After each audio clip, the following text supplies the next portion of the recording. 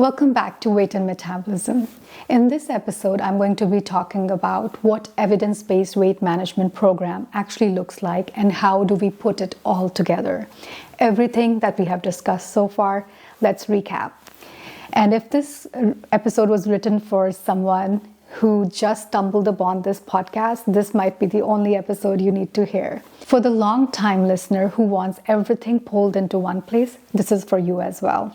For the person who has been struggling with their weight for years and has never once felt like the medical system truly understood what they were up against, this is also for the person who has been given advice that didn't work and then they blamed themselves for it. This is for the person who wants to understand their body, not just be told what to do with it. If you know someone who needs this episode, a friend, a family member, a patient, a colleague, this is the one to send them.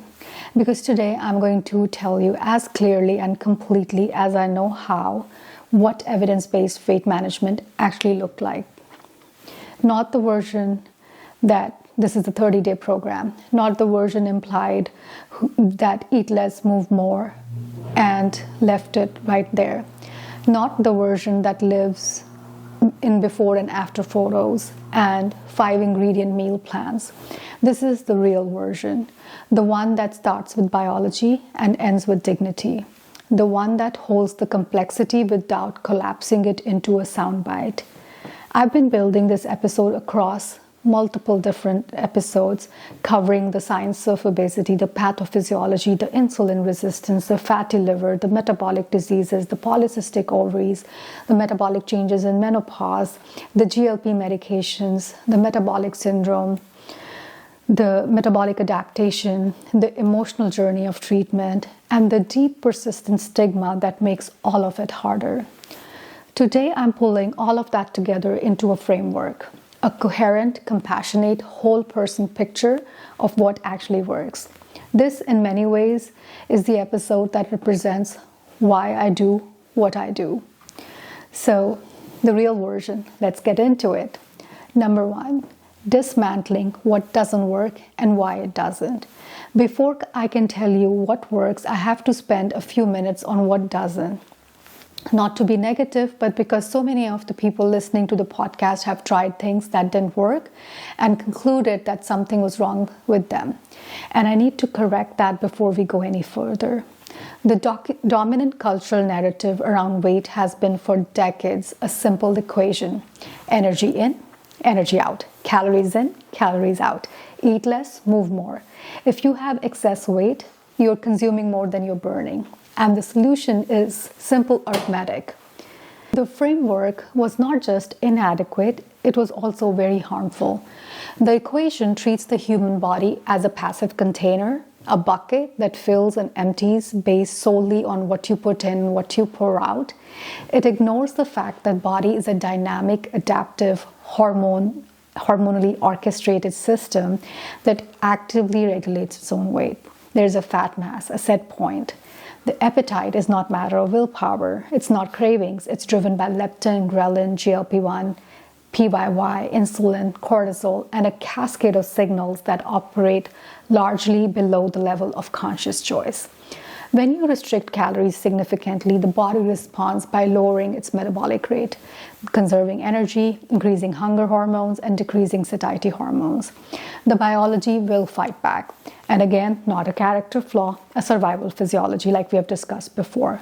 The famous Biggest Loser study followed contestants years after the show and found that not only had most of them regained the weight back, but their resting metabolic rates had dropped significantly below what would be predicted for their size.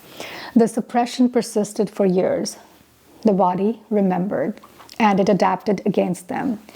This is why repetitive cycles of weight loss and gain, the weight cycling or yo-yo dieting, are not evidence of personal failure. They're evidence of a body responding exactly as biology predicts to a repeated calorie restriction.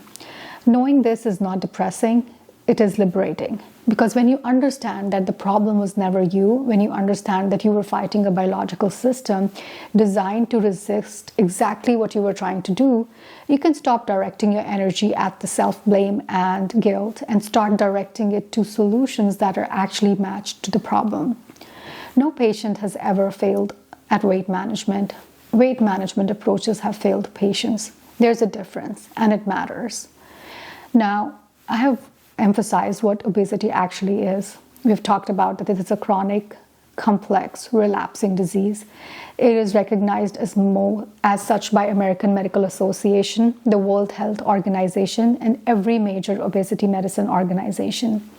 It is not a matter of lifestyle choice. It is not a moral failing. It is not a matter of insufficient effort. It is a disease with biology as complex and real as hypertension or type 2 diabetes. The biology of obesity involves the interplay of genetics, hormones, neurotransmitters, gut microbiome, epigenetics, environmental exposures, sleep, stress, and the social determinants of health. Some people are born with a significantly higher genetic predisposition to excess weight. Their set point, their weight, the body that actively defends, is biologically higher, and working against that set point requires sustained effort against persistent biological resistance. Adipose tissue is not passive. It's an endocrine organ. It produces hormones that are inflammatory. They are the inflammatory signals that affect metabolism, hunger, insulin sensitivity, cardiovascular health, and immune function. Excess adipose tissue, particularly the visceral fat that creates a chronic low-grade inflammation, affects virtually every organ system. And that body weight is regulated by the brain, especially the hypothalamus, which receives the hormonal signals from the adipose tissue, the gut, the pancreas, and it adjusts appetite, metabolism, and energy expenditure to defend a particular weight range. When weight is lost, the hypothalamus perceives it as a threat and activates the same physiological responses that accompany starvation. These responses are not signs of weakness. They are the hypothalamus that's doing its job. It also brings me to an important conclusion here that the BMI is an imperfect and historically problematic measure. In my practice, I use it as one data point among many and not as a judgment or as the primary measure, and certainly not a proxy for patient's effort or goals. We have to talk about the pillars of evidence-based weight management here as well. And it's not like a hierarchy or a sequence, they're a framework where all of them operate simultaneously with different weights for different people at different times. Let's talk about the number one pillar, nutrition, not diet culture, but actual food science. The goal of nutritional intervention is not calorie restriction as an end in itself.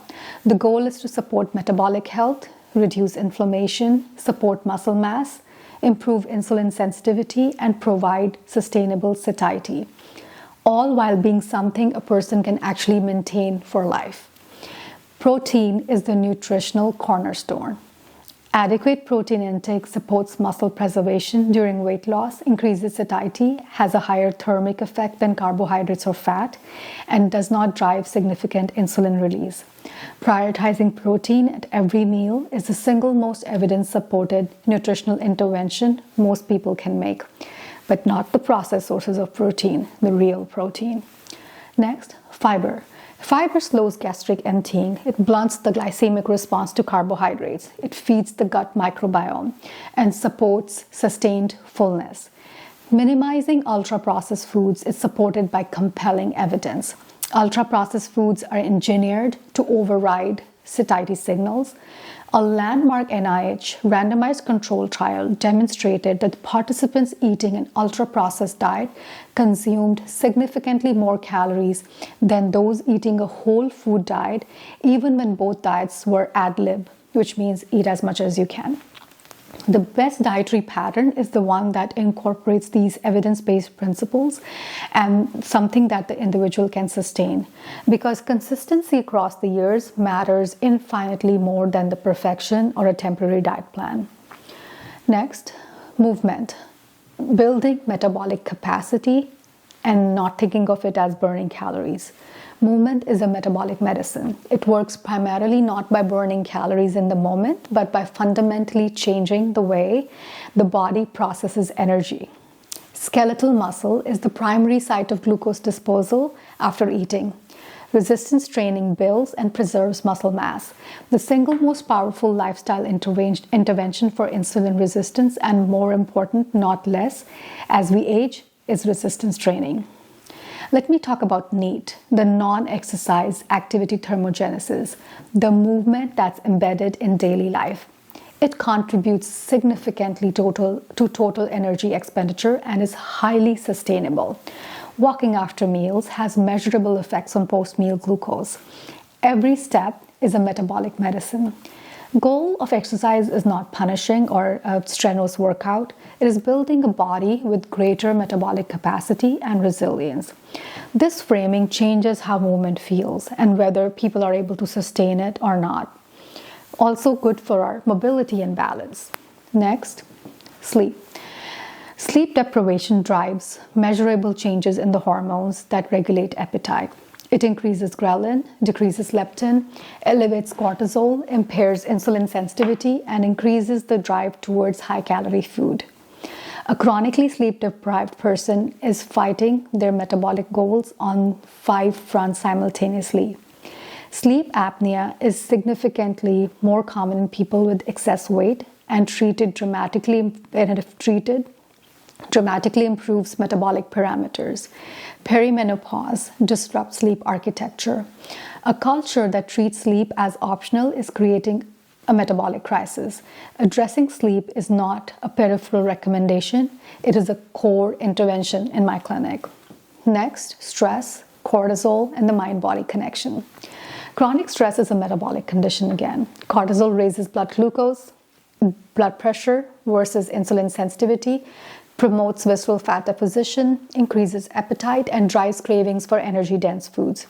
For many patients, the most significant barrier to metabolic health is not what they're eating or how much they're moving, it's the physiological load of chronic stress, the allergenic stress. The weight stigma itself is a chronic stressor. Research has documented the physiological consequences of experienced stigma. Elevated cortisol, increased inflammation, disrupted eating behaviors, and avoidance of healthcare. Mind-body practices are not alternatives to medical care. They're part of the medical care. The evidence for their effects on cortisol, inflammation, eating, behavior, and the metabolic parameters is real and growing. Relax your sympathetic system, activate your parasympathetic system. Next, tools that work with the biology. We do not tell people with hypertension that taking an antihypertensive medication is cheating. We do not tell people with hypothyroidism that taking levothyroxine is a shortcut.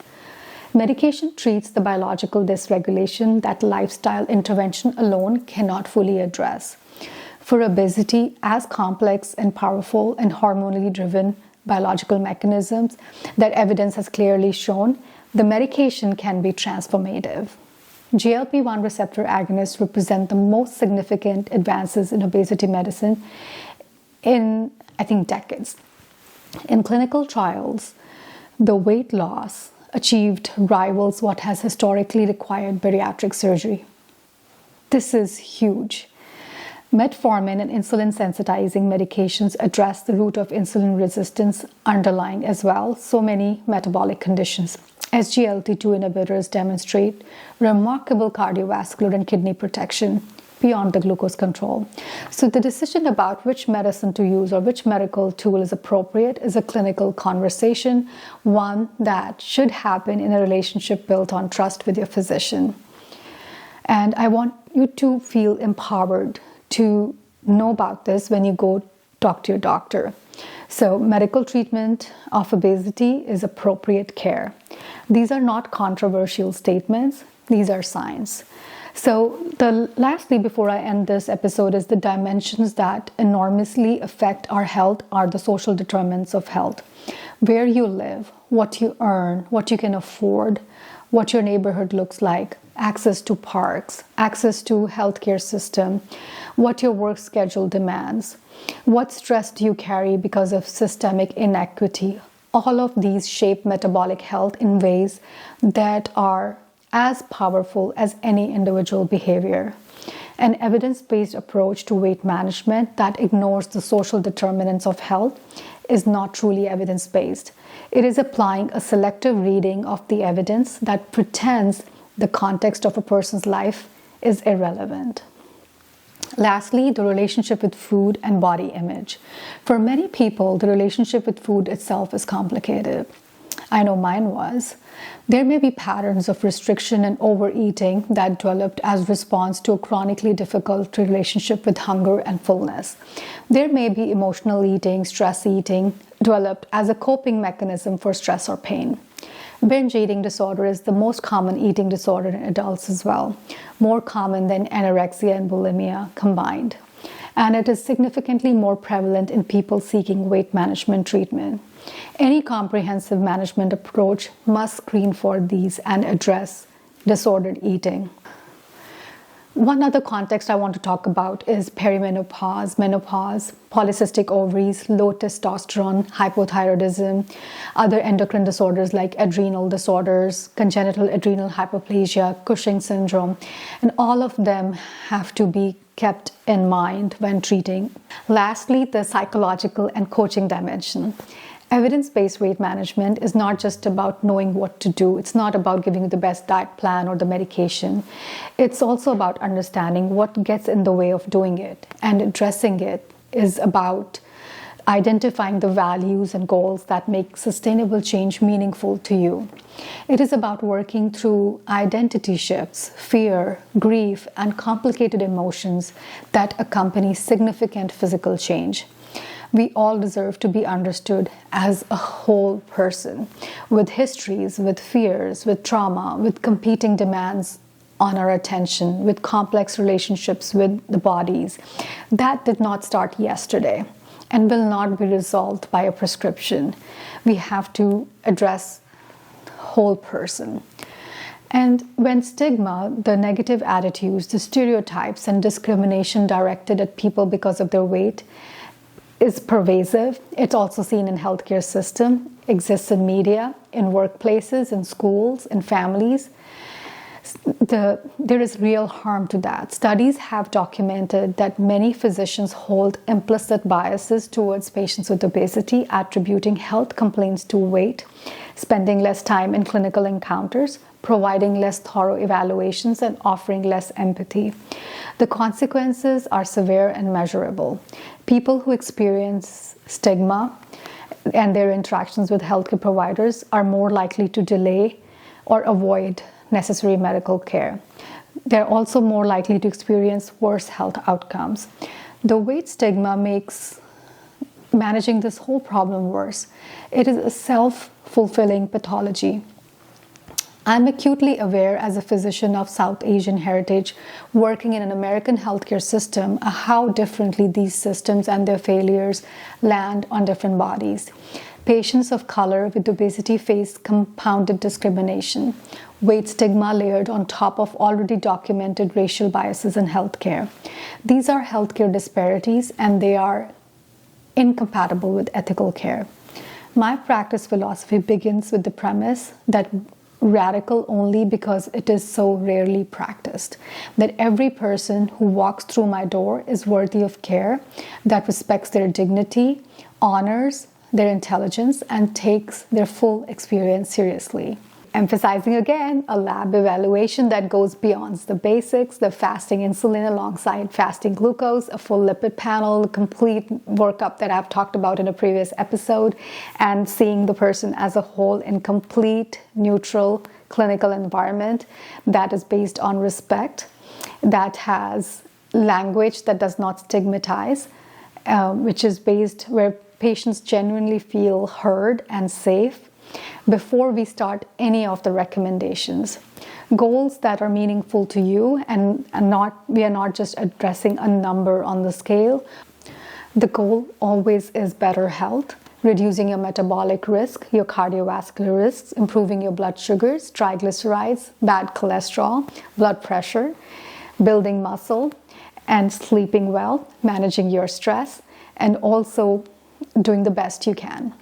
Lastly, if something in what I said today felt like the beginning of something different, please go back and listen to the series.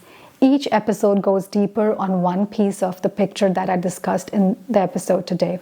This one was just meant to give a whole framework. If you've been here from the beginning, thank you. This episode is a sum of all the things we have discussed so far, a kind of a recap, and I hope it lands in a way that makes the whole series feel meaningful. And regardless of where you are in your journey, if any part of today's episode resonated with you, please share it. Share it with a friend who's blaming themselves for their weight or a family member who's struggling. And when you're looking for a physician, look for something I described today. Integrated, whole person, evidence-based, compassionate, and free from stigma approach that is truly meant to help you. Thank you for being here. Thank you for listening. I'll see you at the next episode.